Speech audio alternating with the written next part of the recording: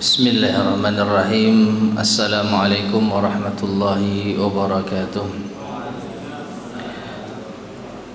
Innal hamdalillah nahmaduhu wa nasta'inuhu wa nastaghfiruh wa na'udzu billahi min shururi anfusina wa min sayyiati a'malina.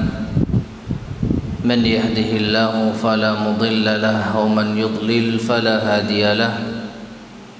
وأشهد أن لا إله إلا الله وحده لا شريك له وأشهد أن محمدا عبده ورسوله اللهم صل وسلم وبارك على نبينا محمد وعلى آله وأصحابه ومن تبعهم بإحسان إلى يوم الدين أما بعد. Ma'asyiral muslimin rahimani wa rahimakumullah. Alhamdulillah, pada kesempatan di malam hari ini kita bisa melanjutkan kembali kajian kita membahas kitab Kun Salafiyan 'alal Jaddah yang disusun oleh Syekh Abdus Salam Ibn Salim As-Suhaimi hafizahullahu ta'ala, yaitu jadilah salafi sejati.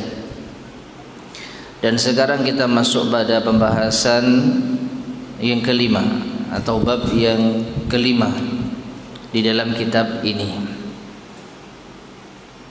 Qala al-muallif hafizahullah, berkata al-muallif hafizahullah, manhajus salafi fil aqidah, manhaj salaf di dalam masalah aqidah. Telah kita sampaikan pada pertemuan sebelumnya bahwa seorang yang disebut sebagai salafi, ahlus sunnah wal jamaah, at-taifah al-mansurah, al-firqatun najiyah, istilah yang berbeda-beda tetapi hakikatnya sama apabila memiliki makna yang sesungguhnya. Maka mereka adalah orang-orang yang berusaha untuk menetapi manhaj atau metodenya salafus saleh dalam berbagai masalah agama, khususnya di dalam bab akidah. Maka dari itu di sini al-muallif hafizahullah membahas secara khusus bagaimana sih metode salaf, manhaj salaf di dalam masalah akidah. Akidah itu maknanya adalah keyakinan. Jadi bagaimana kita menetapkan keyakinan kita sesuai dengan metode salaf. Berkata al-mu'allif hafidhahullah, yatalakhasu manhajuhum fima yali. Ringkasan manhaj mereka sebagai berikut. Jadi di sini al-mu'allif hanya membahas secara ringkas. Karena kalau kita mau mempelajari akidah sesuai dengan manhaj salaf, banyak kitab-kitab yang khusus membahas tentang hal ini. Kitabnya para ulama kita secara khusus membahas masalah akidah menurut manhaj salaf. Namun di sini al-muallif hafizahullah berusaha meringkas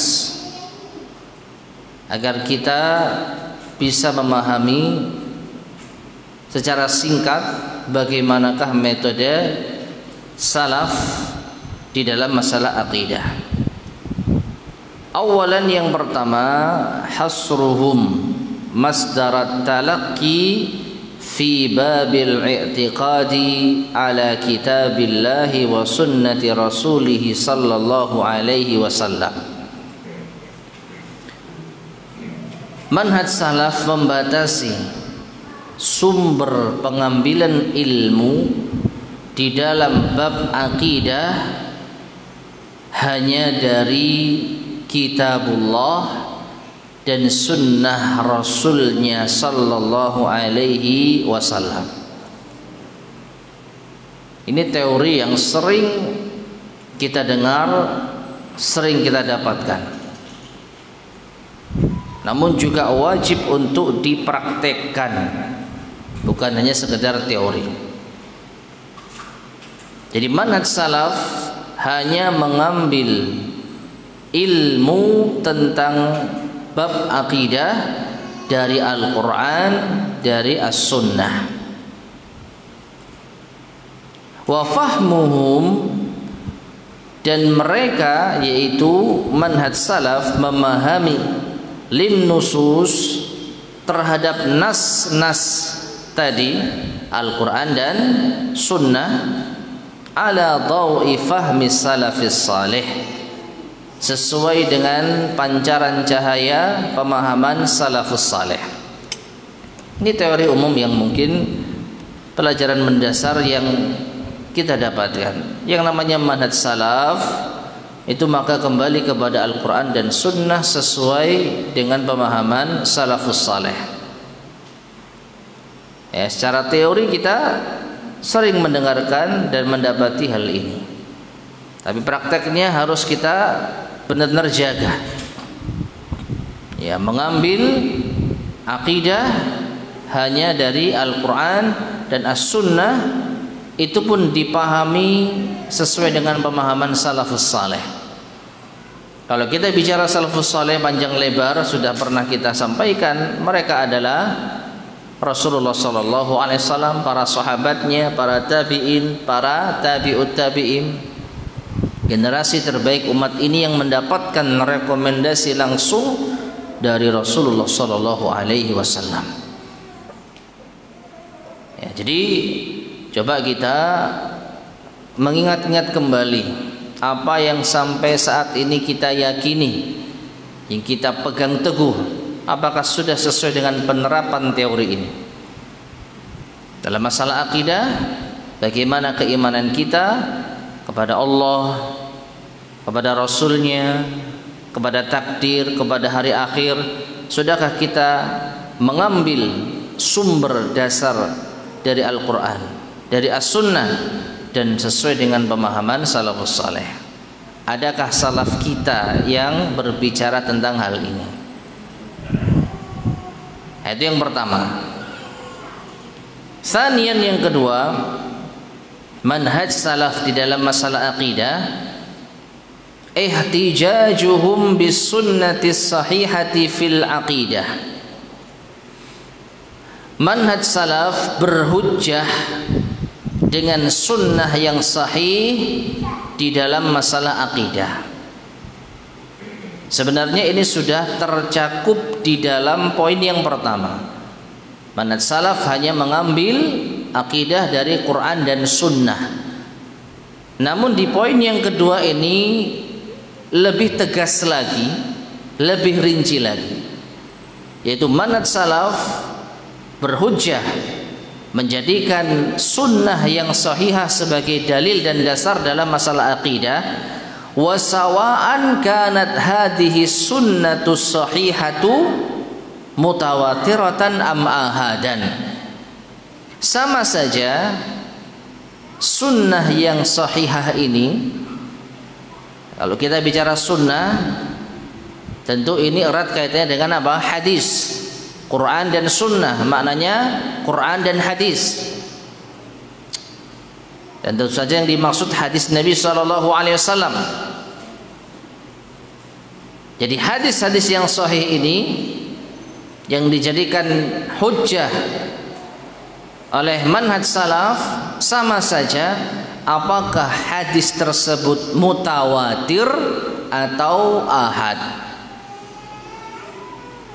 Secara singkat, mutawatir adalah hadis yang diriwayatkan lebih dari 10 para sahabat di setiap jenjangnya, 10 atau lebih, ya. Jadi kalau ada hadis diriwayatkan 10 sahabat, Lalu dari 10 sahabat ini setiap jalurnya diriwayatkan oleh 10 tabi'in atau lebih. Lalu dari 10 tabi'in ini setiap jalurnya diriwayatkan oleh tabi'ut tabi'in atau lebih. Dan seterusnya sampai pada imam yang mengeluarkan hadis. Ini namanya mutawatir. Yang mustahil kalau hadis itu diriwayatkan oleh 10 atau lebih perawi, mustahil mereka sepakat di atas kedustaan. Nah, hadis sahih baik mutawatir yang seperti ini atau ahad. Kalau ahad itu di bawahnya mutawatir. Suatu hadis yang diriwayatkan mulai 1 sampai 9 perawi di setiap jenjangnya. Ya, antara 1 sampai 9, maka ini dinamakan dengan ahad. Dan ini kembali pada ilmu hadis. Ahad sendiri ada yang disebut hadis gharib, kemudian ada hadis aziz, kemudian ada hadis masyhur. Ini semua diantara hadis ahad. Nah, poin yang kedua ini penekanannya adalah pokoknya ada hadis Rasulullah yang sahih, baik itu hanya sampai pada derajat hadis ahad. Yang paling minim hadis ahad itu gharib, hanya diriwayatkan oleh seorang perawi.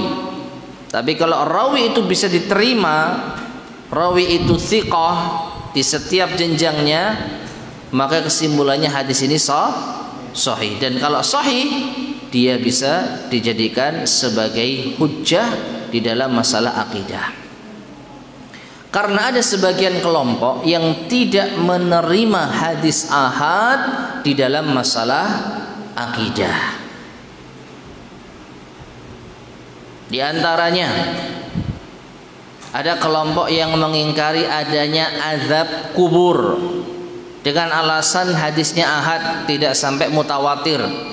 Padahal azab kubur itu masalah akidah, keyakinan bahwa ada manusia yang diazab di kuburannya. Ini masalah akidah, ada hal yang gaib. Nah, sebagian kelompok ada yang menolak adanya azab kubur.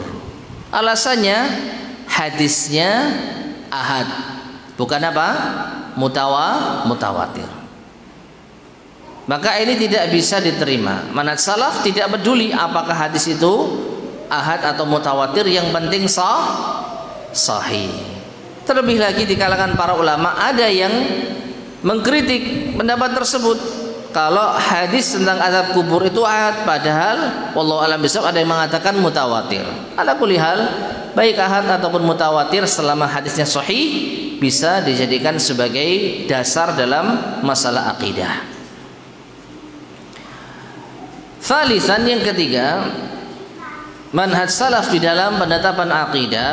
Qala al-muallifu hafizahullah, at-taslimu bima jaa bihil wahyu, menerima apa yang datang dari wahyu.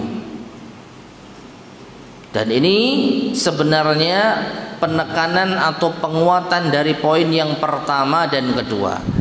Manhaj salaf kembali kepada Quran dan Sunnah, dan Quran dan Sunnah itu wahyu. Wa adamu raddihi bil aql, tapi di sini ada tambahan yang menjadi penegas.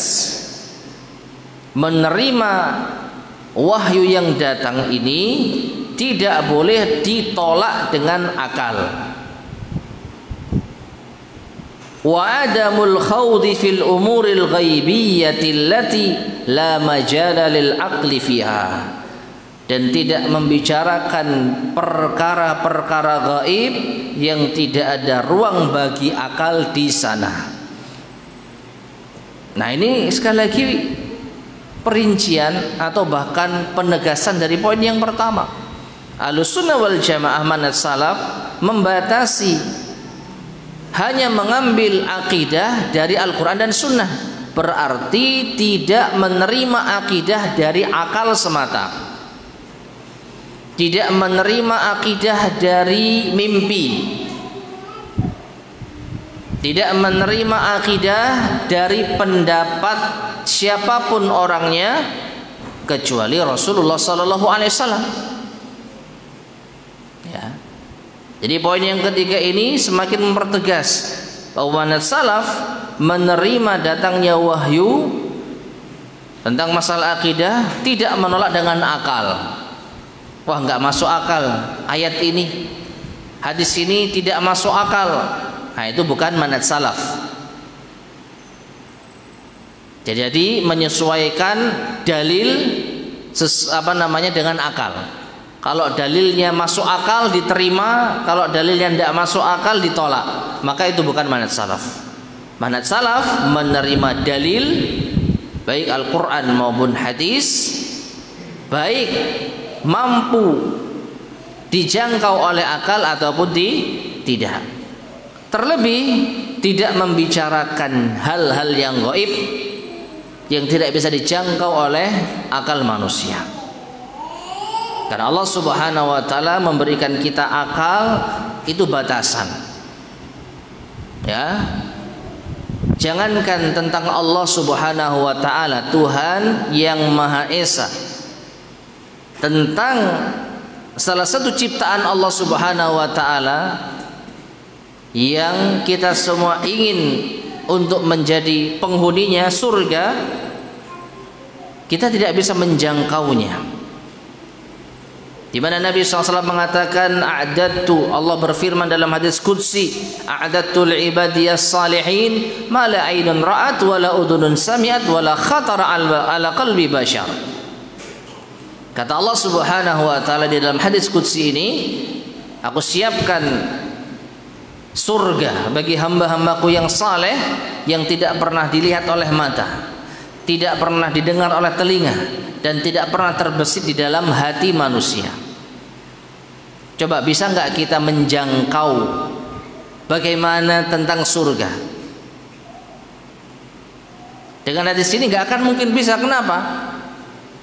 Apapun khayalan kita tentang surga, Nabi sallallahu alaihi wasallam bersabda, atau Allah berfirman dalam hadits qudsi, wala khatara ala qalbi basyarin. Tidak akan mungkin terlintas di benak manusia, tidak akan mungkin pernah terfikirkan di benak manusia. Silakan kita mengkhayal setinggi-tingginya, surga enggak seperti itu. Berarti apa? Surga yang merupakan makhluk Allah Subhanahu wa taala tidak bisa dijangkau oleh akal manusia. Lantas mengapa kita membicarakan hal-hal yang gaib seperti ini? Kecuali kita mendapatkan keterangannya dari Allah dan Rasulnya. Di surga ada bidadari misalkan, di surga ada buah-buahan yang Allah sebutkan di dalam Al-Quran, meskipun diterangkan oleh para ulama kita, buah-buahan itu sama namanya, beda rasanya. Di surga ada sungai yang airnya terbuat dari madu, susu, khamr, air yang segar. Nah, kita meyakini ini karena ada dalilnya dari Al-Quran maupun sunnah. Di surga orang-orang itu hanya makan dan minum, tidak buang air besar, buang air kecil, buang ingus, meludah. Nah, ini kita dapatkan dari dalil Al-Quran maupun sunnah. Ya, kalau kita membicarakan surga berdasarkan dalil silahkan, tapi lebih dari itu, membayangkan surga, memerinci surga dengan akal, maka ini bukan manhaj salaf. Rabi'an yang keempat, qala al-muallifu hafizahullah, adamul khawdi fi ilmil kalami wal falsafati. Tidak membicarakan atau tidak larut di dalam ilmu kalam dan filsafat. Ilmu kalam, dari namanya saja sudah jelas. Kalam itu artinya apa? Bicara. Jadi ilmu kalam itu ilmu bicara. Apa yang dimaksud? Membicarakan tentang keyakinan, membicarakan tentang alam, membicarakan tentang Allah, membicarakan tentang hal-hal yang gaib tanpa ada batasan dan kendali sama sekali, bebas. Mau bicara konsep ketuhanan, silahkan, ya, berpendapat, berbicara tanpa ada larangan, tanpa ada kendali. Nah, ini bukan manhaj salaf. Jadi dia berpikir, merumuskan sesuatu, lalu ia tuangkan dalam ucapan. Nah, itu ilmu kalam secara singkat seperti itu. Dan ini bertolak belakang dengan Quran dan Sunnah. Karena Quran dan Sunnah itu datangnya dari Allah Subhanahu wa Ta'ala. Kita hanya menyampaikan, kita hanya membacakan, kita hanya menjelaskan. Kita tidak berbicara melebihi dan melampaui Quran dan Sunnah. Ya. Jadi kalau kita membaca ayat, kita tidak sedang mengarang. Beda dengan ahli kalam. Mereka berpikir, masuk akal, lalu mereka tuangkan dalam bentuk ucapan. Ya. Jadi ilmu yang mengandalkan akal, filsafat, lalu dituangkan dalam bentuk ucapan dan pendapat. Maka manhaj salaf tidak berbicara di dalam masalah akidah, khususnya dengan ilmu kalam. Khamisan, yang kelima, rafdut ta'wilil batil. Manhaj salaf menolak pentakwilan yang batil.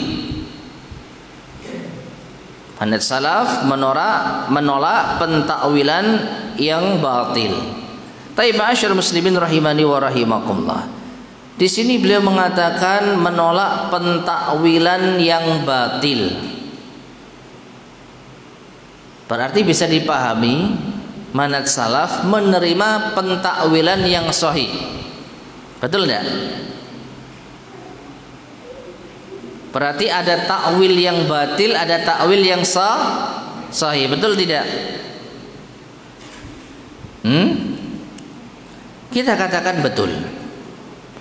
Loh, bukannya kita juga sering mendengarkan pemaparan di dalam masalah akidah bahwasanya manhaj salaf itu tidak mentakwil. Ada takwil termasuk di antara penyimpangan di dalam masalah akidah. Maka perlu kita ketahui ma'asyar muslimin rahimani wa rahimakumullah, ada istilah-istilah ini yang disebutkan oleh para ulama kita yang terkadang dimaksudkan dari istilah itu sesuatu hal yang benar, tapi terkadang dipahami dari sisi yang salah. Sering kita mendengar bahwasanya Ahlussunnah wal Jamaah tidak mentakwil nama-nama dan sifat-sifat Allah Subhanahu wa Ta'ala. Maka sebenarnya istilah takwil di dalam hal ini itu kurang tepat. Kenapa? Karena takwil, istilah takwil itu ternyata terdapat di dalam nas, dalil yang memiliki makna yang berbeda-beda. Ya. Contohnya takwil yang bermakna hakikat dari sesuatu. Kisahnya Nabi Yusuf alaihissalam yang bermimpi melihat 11 bintang dan bulan sujud kepadanya. Itu mimpinya siapa? Nabi Yusuf. Apa takwilnya? Apa hakikat dari mimpi tersebut? ternyata yang dimaksud dengan 11 bintang dan bulan itu saudara-saudaranya yang sujud kepada Nabi Yusuf. Hadza ta'wilu ru'yaya min qabl qad ja'alaha rabbi haqqan. Ya, qad ja'alahu rabbi haqqan. Ini adalah takwil hakikat dari apa yang telah aku mimpikan sebelumnya. Allah telah menjadikannya hak nyata. Nah, berarti takwil dalam hal ini ungkapan yang dibenarkan di dalam Al-Quran.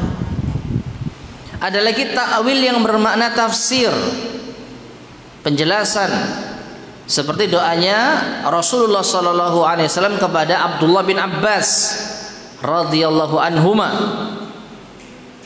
Beliau sallallahu alaihi wasallam berdoa kepada Allah, Allahumma faqihhu fid din wa 'allimhu ta'wil. Ya Allah, pahamkanlah Abdullah bin Abbas ini agama dan ajarkanlah ia takwil. Jadi justru Nabi SAW mendoakan agar Ibnu Abbas diajari oleh Allah takwil. Apa yang dimaksud? Tafsir.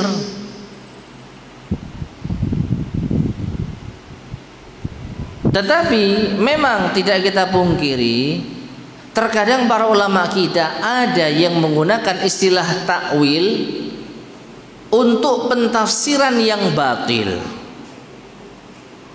Makanya di sini dikatakan menolak takwil yang batil, menolak pentafsiran yang batil. Dan sebenarnya di antara para ulama kita ada yang benar-benar perhatian di dalam menggunakan istilah. Apa itu? Untuk pentakwilan yang batil sebenarnya ada istilah yang telah disebutkan di dalam Al-Quran maupun di dalam ucapan para ulama kita. Apa itu? Namanya tahrif.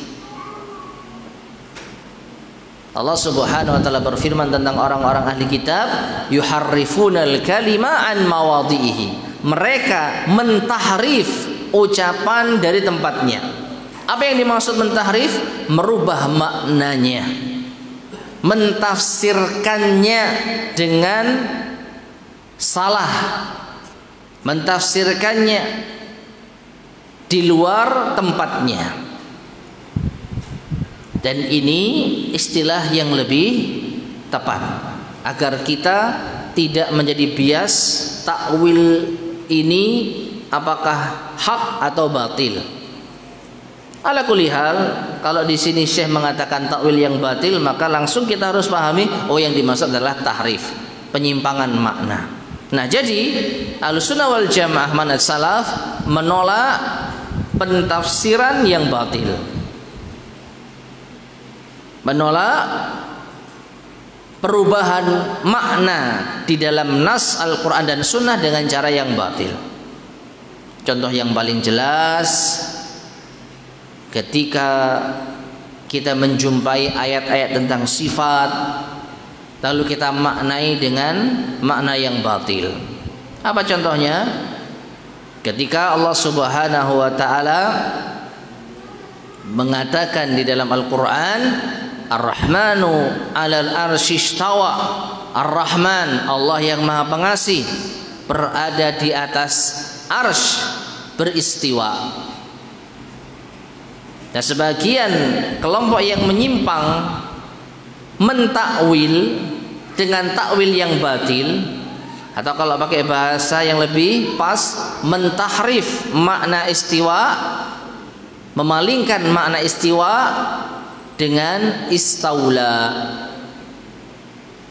Istiwa yang bermakna tinggi di atas arsy Allah, tinggi di atas arsy-Nya, ditakwil dengan Allah menguasai arsy-Nya. Nah, manhaj salaf tidak menerima pentakwilan batil seperti ini.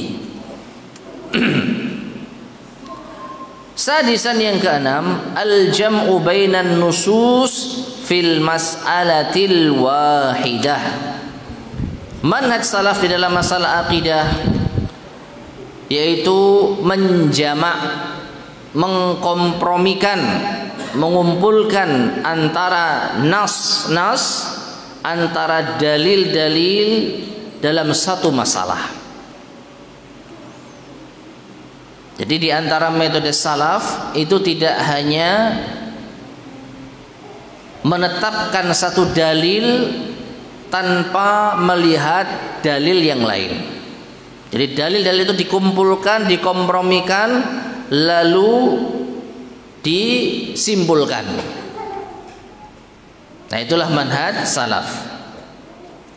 Adapun sebagian kelompok yang menyimpang, mereka menerima satu dalil tetapi menolak dalil yang lain, sesuai dengan hawa nafsu mereka. Nah, inilah 6 poin manhaj salaf di dalam menetapkan aqidah. Kemudian beliau al-muallif hafizahullah mengatakan, "Fahadhil aqidatu mustaqatun minan naba'is safi." Maka akidah ini bersumber dari mata air yang murni, kitabillahi wa sunnati rasulih sallallahu alaihi wasallam, yaitu kitabullah dan sunnah rasulnya sallallahu alaihi wasallam, ba'idatun anil ahwa'i wasyubah, yang jauh dari hawa nafsu dan syubhat.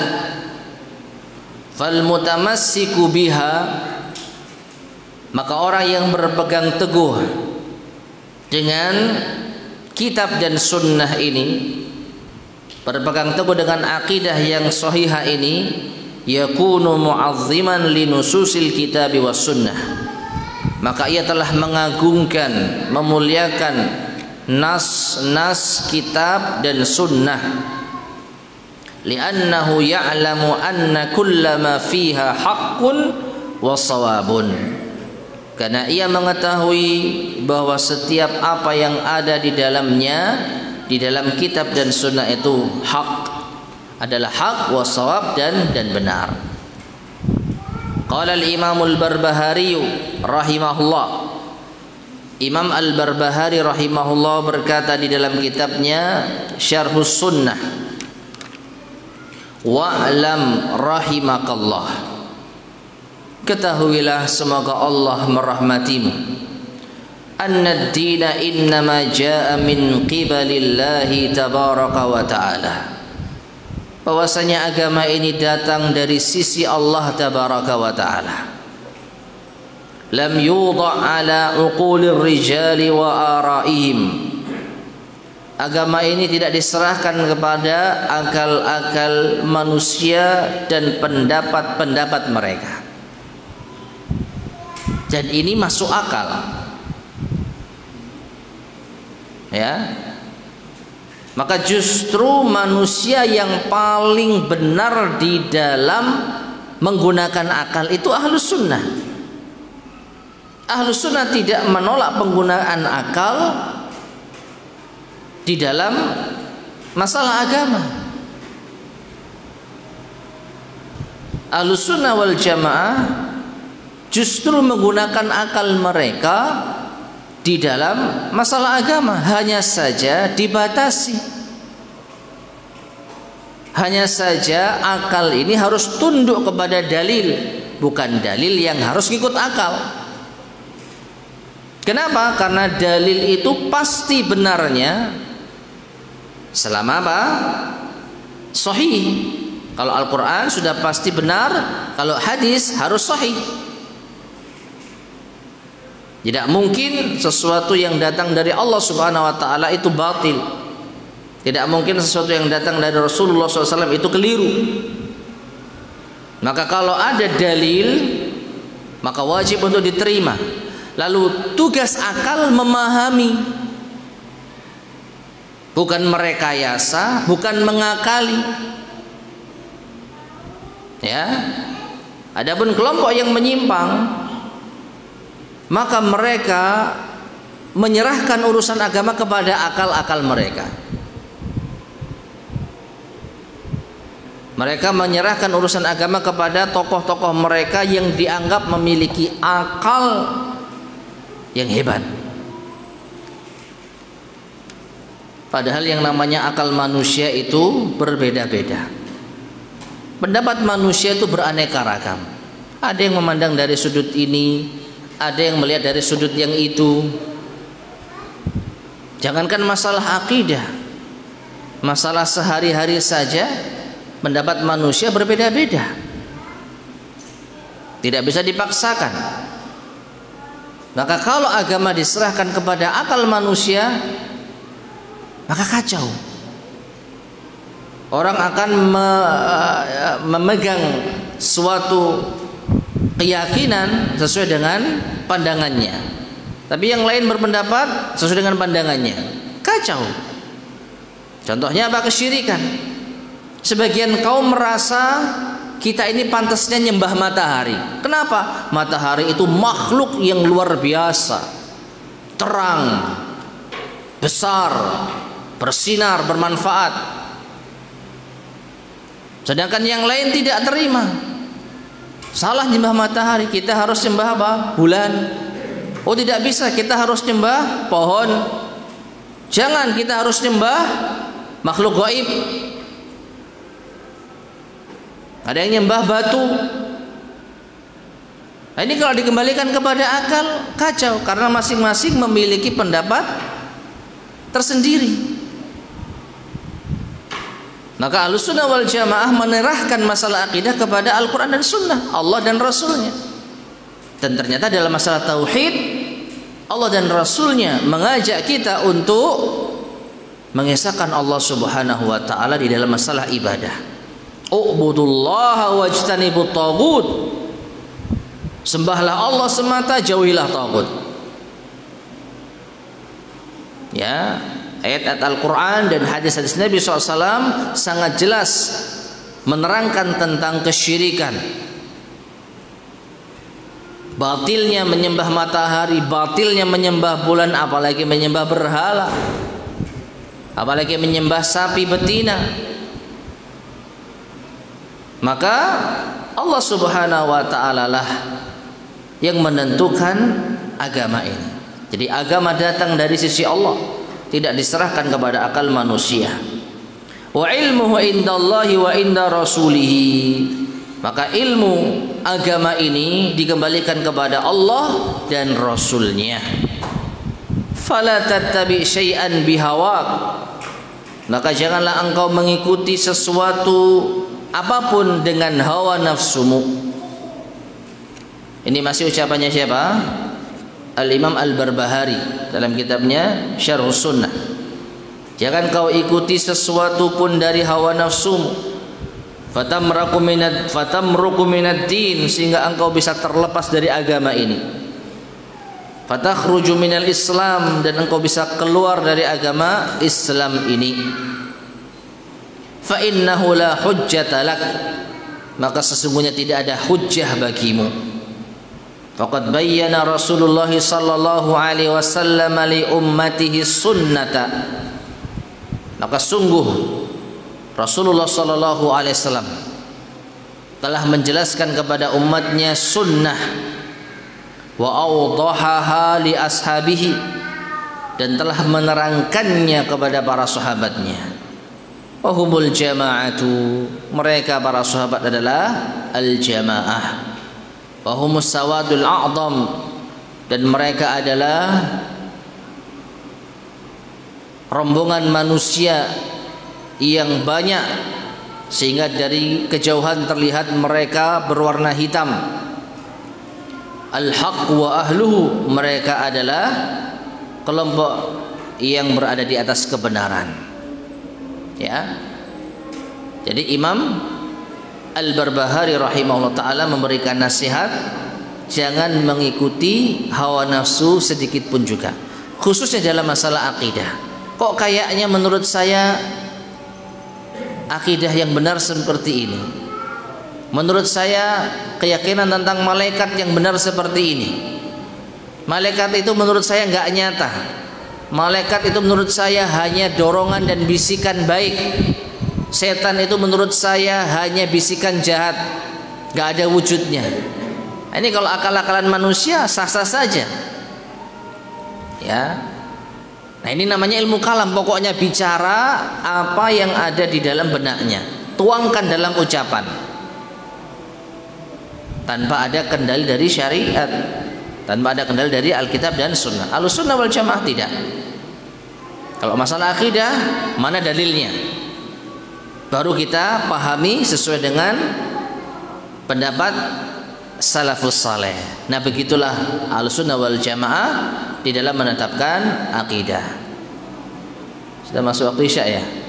Adzan terlebih dahulu. Tafadhal silakan, lalu kita lanjutkan.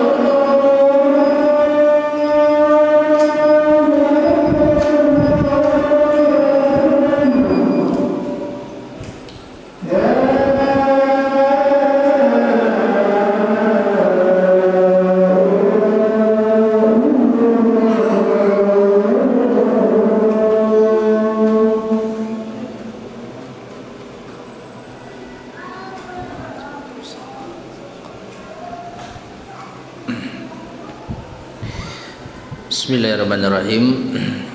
Ma'asyarul muslimin rahimani wa rahimakumullah. Kita lanjutkan kembali. Kemudian Syekh Abdul Salam As-Suhaimi hafizahullah mengatakan, wa qad qala qabla dzalika rahimahullah, dan sungguh beliau Imam Al-Barbahari berkata sebelumnya, fi safhati khamisah wa sittin, di halaman ke-65 min kitab syarh sunnah, dari kitab syarh sunnah. Qala, beliau berkata, wal asasul ladzi tubna alaihi al jama'atu, dan asas pondasi yang dibangun di atasnya jamaah, wa hum ashabu Muhammadin sallallahu alaihi wasallam, itu mereka para sahabat Nabi Muhammad sallallahu alaihi wasallam, wa hum ahlus sunnati wal jamaah, itu mereka ahlus sunnah wal jamaah. Faman lam ya'khud anhum faqad dhalla wa ibtada'a, maka siapapun yang tidak mengambil ilmu, tidak mengambil akidah dari mereka, itu dari para sahabat, dari ahlus sunnah wal jamaah, maka sungguh ia telah tersesat dan terjatuh pada kebid'ahan. Wa kullu bid'atin dhalalatun, dan setiap bid'ah adalah sesat. Jadi Imam Al-Barbahari menetapkan pondasi dari segala sesuatu itu harus ditimbang sebagaimana yang dipahami oleh para sahabat Rasulullah sallallahu alaihi wasallam radhiyallahu taala anhum, yaitu dari Ahlussunnah wal Jamaah. Maka siapapun yang mengambil ilmu, mengambil akidah, mengambil agama dari selain mereka dipastikan tersesat dan terjatuh pada kebid'ahan. Wa qala, dan juga beliau al-Imam Al-Barbahari mengatakan, qala Umar bin Al-Khattab radhiyallahu anhu, Umar bin Al-Khattab radhiyallahu anhu mengatakan, la uzra li ahadin fi dalalatin raqibaha hasibaha hudan. Tidak ada uzur bagi seseorang di dalam kesesatan yang ia amalkan, yang ia duga itu adalah petunjuk. Jadi Umar berpendapat orang yang terjatuh pada kesesatan yang dia merasa itu adalah hidayah, maka tidak ada uzur bagi orang semacam ini. Wala fi hudan tarakahu hasibahu dhalalah, dan sebaliknya tidak ada uzur bagi seseorang di dalam meninggalkan hidayah yang dia anggap sebagai kesesatan. Ya. Jadi kelompok-kelompok yang menyimpang itu memahami bahwa yang diyakini oleh Ahlus Sunnah wal Jamaah, yang diyakini oleh manhaj salaf itu sesat. Meskipun itu didasari oleh pemahaman yang buruk. Apa contohnya? Contohnya Ahlus Sunnah wal Jamaah menetapkan bahwa Allah itu memiliki nama dan sifat yang mulia yang tidak sama dengan sifat makhluknya, yang bersumber dari dalil Al-Quran dan Sunnah. Allah Subhanahu wa ta'ala menetapkan di dalam Al-Quran bahwa Allah memiliki yad, yaitu tangan. Maka Ahlussunnah wal Jamaah menetapkan lillahi yadun la kayadil makhluqin. Allah memiliki tangan yang tidak sama dengan tangan makhluknya, sesuai dengan ketinggian dan kemuliaannya. Maka kelompok yang menyimpang mengatakan Ahlus Sunnah sesat karena menyamakan antara Allah dengan hamba. Kalau menetapkan Allah punya tangan berarti sama dengan makhluk. Sesat Ahlus Sunnah wal Jamaah, sesat manhaj salaf. Nah, ini contoh yang nyata. Jadi justru mereka meninggalkan hidayah yang benar karena dianggap sebagai kesesatan. Dan apa yang mereka amalkan dan yakini kesesatan justru dianggap sebagai hidayah. Apa itu? Kita tidak menetapkan Allah memiliki yad. Loh, di dalam Al-Quran disebutkan yang dimaksud dengan yad itu bukan tangan tetapi kekuasaan. Jatuh pada tahrif. Ya. Jadi mereka justru berada di atas kesesatan, tetapi mereka menganggapnya itu hidayah. Menurut Umar bin Khattab tidak ada uzur. Faqad buyyinatil umur, maka sungguh perkara-perkara itu telah diterangkan. Wa thabatatil hujjatu, dan hujjah telah ditetapkan. Wa anqata'al udhru, dan uzur telah terputus. Wa dzalika anna sunnata wal jama'ata, yang demikian itu karena sunnah dan jamaah qad ahkama amrad dini kullihi, telah menetapkan perkara agama seluruhnya. Urusan agama semua telah diatur oleh dalil, baik Al-Quran maupun As-Sunnah, yang juga dipahami oleh jamaah, yaitu para sahabat dan salafus saleh. Wa tabayyana linnas, atau wa tubayyanu linnas, dan juga hukum masalah agama ini telah diterangkan bagi manusia. Fa'alan nasi al-ittiba'u, maka kewajiban manusia hanya mengikuti. Ya, kita tinggal mengikuti apa kata salafus saleh, bagaimana pendapat para sahabat tentang masalah akidah ini, bagaimana pendapat para tabi'in tentang masalah keyakinan ini. Ya, kita telah dicukupkan, tidak perlu kita mengambil akidah dari selain manhaj salaf. Wallahu taala alam bissawab. Taib, ma'asyar muslimin rahimani wa rahimakumullah, kita cukupkan kajian kita pada bab yang kelima ini sampai pada ucapan Imam Al-Barbahari rahimahullahu taala. Insyaallah akan kita lanjutkan pada pertemuan berikutnya penjelasan dari al-muallif, yaitu Syekh Abdul Salam bin Salim As-Suhaimi hafizahullah, tentang diantara karakteristik atau keistimewaan manhaj salaf, khususnya di dalam masalah akidah. Wallahu a'lam bishawab. Kita cukupkan sekian, mudah-mudahan bermanfaat. Kurang lebihnya saya mohon maaf. Kita akhiri. Subhanakallahumma bihamdika asyhadu an la ilaha illa anta astaghfiruka wa atubu ilaik. Walhamdulillahirabbil alamin. Wassalamualaikum warahmatullahi wabarakatuh.